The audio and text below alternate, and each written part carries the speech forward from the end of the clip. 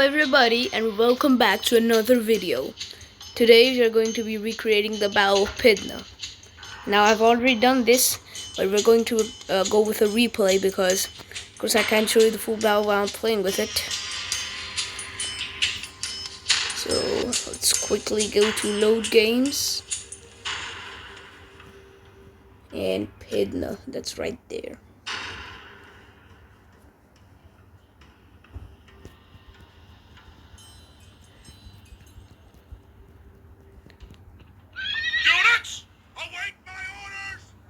So I'm going to pretty much skip the deployment phase because it's just boring.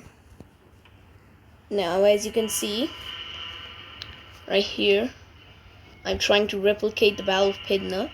The Romans were on a hilltop and this wasn't a hill, so I had to set up on here. They were also reportedly in a checkerboard formation, which is pretty much the formation we're seeing over here. And the reason why they were on the hills was because the pikemen would then be they're not be concentrated enough. Their phalanx would break. They also had superior cavalry units, but their army was much smaller. Okay, now the battle has begun.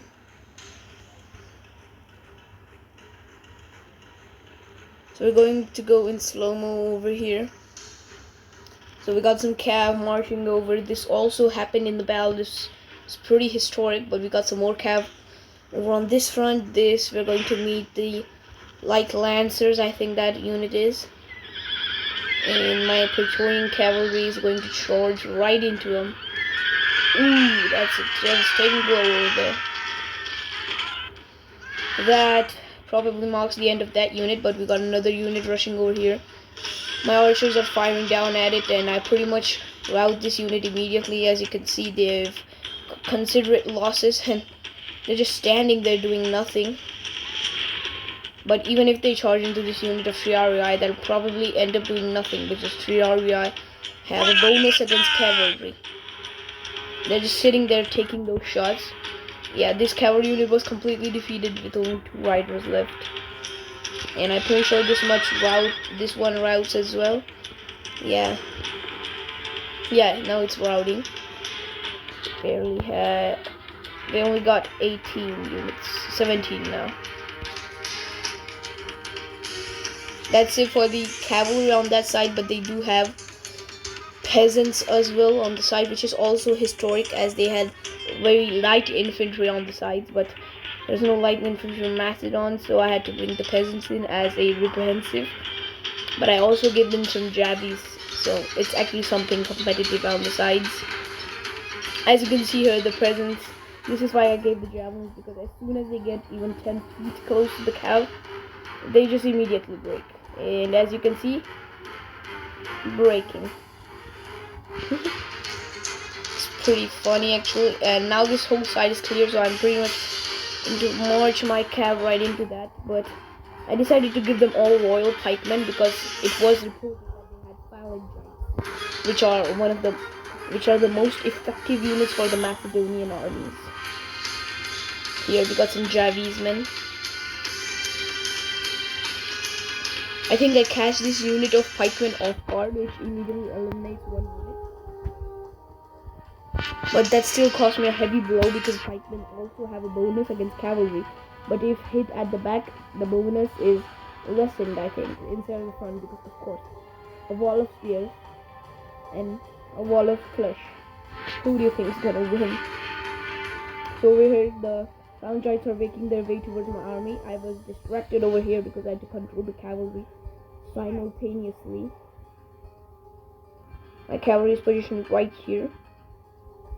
I think I get a good charge over here on these pikes. Which, look at that. It looks like a Spartan more than a Macedonian. I think we rout this unit of Javis as well. Yeah. But they have another unit of Javis over on this way. Now the pikemen are in phalanx formation, so they must be closing in on us. So more peasants over this way. I think these guys were trying to catch my cavalry off guard, but That didn't work out at all. Oh, and you can see this charge. And boom! That's a pretty good charge on a unit of pikemen, as you can see their bodies flying everywhere. And yeah, this unit routed immediately. So now this cavalry is free to do whatever.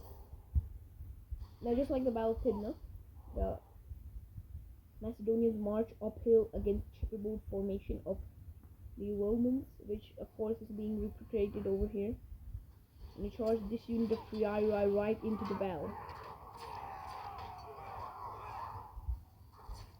But I do send them over reinforcements, because I know one unit of Triarii isn't going to do any wonders at all with this unit, because royal pikemen are pretty strong. Now, this is where I get the Javi shot. Come on. I want to see this. Yeah. Javi's going into the pike formation. I'm going to engage my infantry into there. But I still do keep reserves just in case. Also, my archers are firing at the pikemen, which is great because pikemen are very weak to archers. They have some Javis in the back as their general. And as you can see here, there's a pretty hefty standoff over here. But I think they decide to charge in.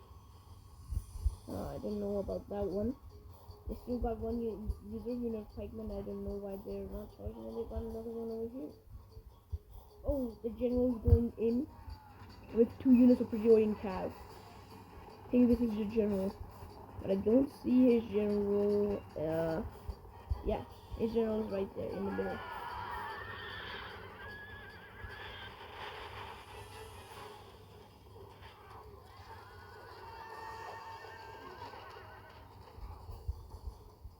That battle's going on over here. We got another battle.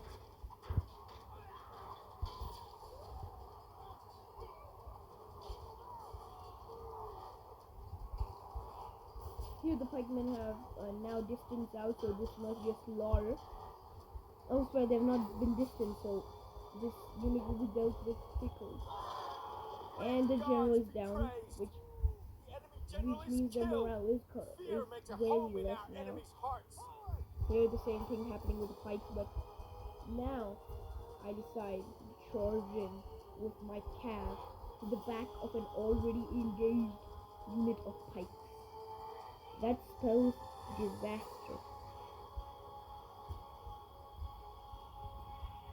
The slow-mo cavalry charge is just so cool into the backs of a phalanx that was immediately, oh yeah, that immediately kills like 50 pikemen.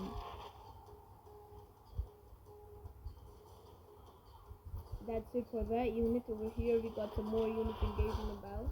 Pretty sure I charged them in over here too, because my men are struggling over here as the pikemen have made distance, and boom, right into the backs.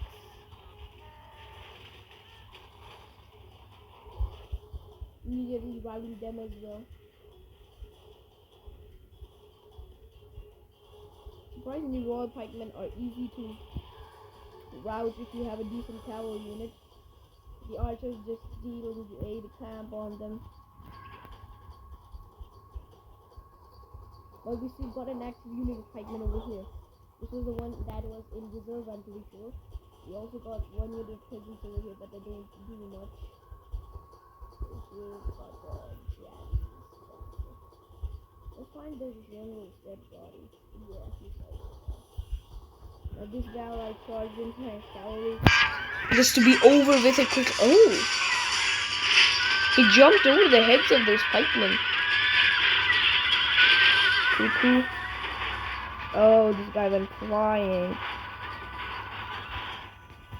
I think that's it for the battle. I'm pretty sure that I still got 2 fresh units of Triarii in this room. Meanwhile, this unit of present just watches in horror as their teammates are absolutely being killed.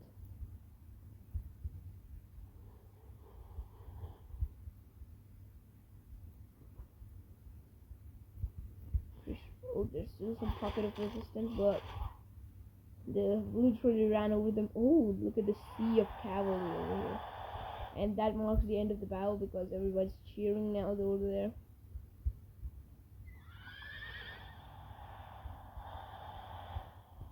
Yeah.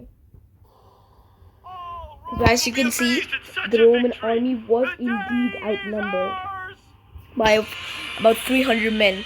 My god, they only inflicted not even 100 casualties. Let's see over here. Oh my god. This Praetorian cavalry unit, they only sustained 10 casualties. And they healed 5 of them. I don't know how that happens. But they inflicted 323 casualties. That's more than 3 times of what the Macedonians killed overall.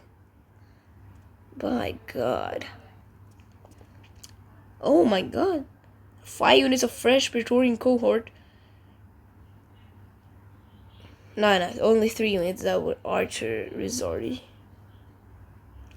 This was an absolute disaster for the Macedonian army, as in real life that happened too. The Praetorian cavalry seemed to have got the most kills, with 323, 89, 147, and 252.